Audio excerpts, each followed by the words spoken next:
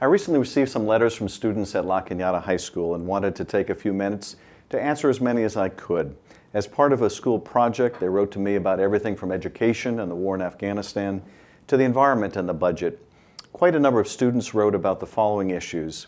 One student, Sarah, was particularly concerned about budget cuts hitting the arts disproportionately. She wrote, "Many want to shut down the performing arts because many believe that it's a waste of time and money. Giving children the opportunity to stand on a stage and play a role is helpful in life. It's a gift and it should not be taken away." When I was in the state Senate, that was a long time ago, I chaired the Joint Committee on the Arts, and we dramatically increased arts funding in the state of California. I've tried to do the same in Congress, and last year we were able to increase the National Endowment for the Arts budget by almost $8 million. But the fight to keep the funding for the NEA is far from over, and is tragically compounded by many states significantly cutting budgets, including California. It's well known that the development of the human brain is aided by music, dance, theater, and visual arts, and I promise to continue to work at the federal level for every dollar possible for the arts. Quite a few of the students also wrote to me about the LA River, an issue I work constantly on in Washington, D.C. Specifically, Arthur wrote to me asking to continue work on improving the river, saying that the river is littered with trash and doesn't make it, and it makes it very difficult for animals that live in the river to live and to thrive. Last year, my son and I had the opportunity to kayak down the LA River. In the middle of the largest metropolis in the world, we felt 1,000 miles away, surrounded by wildlife, a flowing and vibrant river, and other kayakers enjoying everything nature has to offer. Right now, the city is engaged in a long-term project to revitalize the LA River after years of neglect that has spoiled much of its natural beauty. I've worked to help secure the funding necessary to do the feasibility study required by the Army Corps of Engineers to move forward. And I've been lobbying for the most far-reaching plan to improve the river, so-called Alternative 20. Once a plan is approved, I'm going to continue to do all I can to secure the funding to complete that project.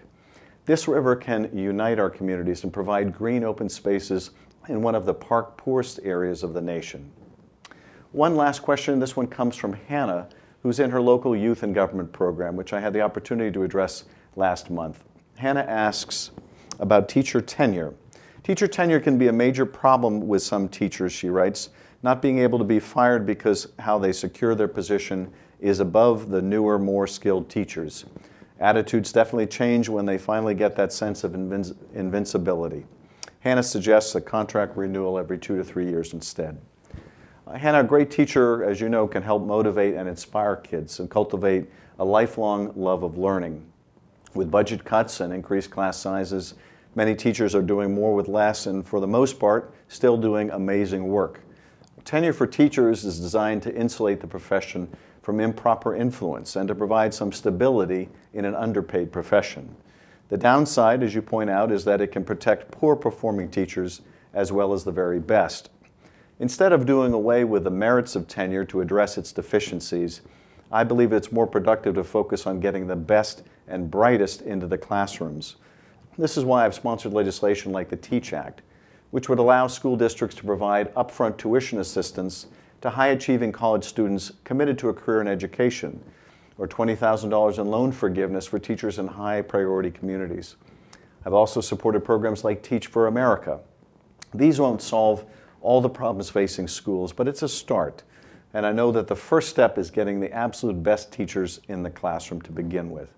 Thank you so much for your questions, only a small sample of which we've highlighted here today. It was great to meet some of you last month at the Youth and Government evening at the YMCA, and I look forward to seeing you again very soon.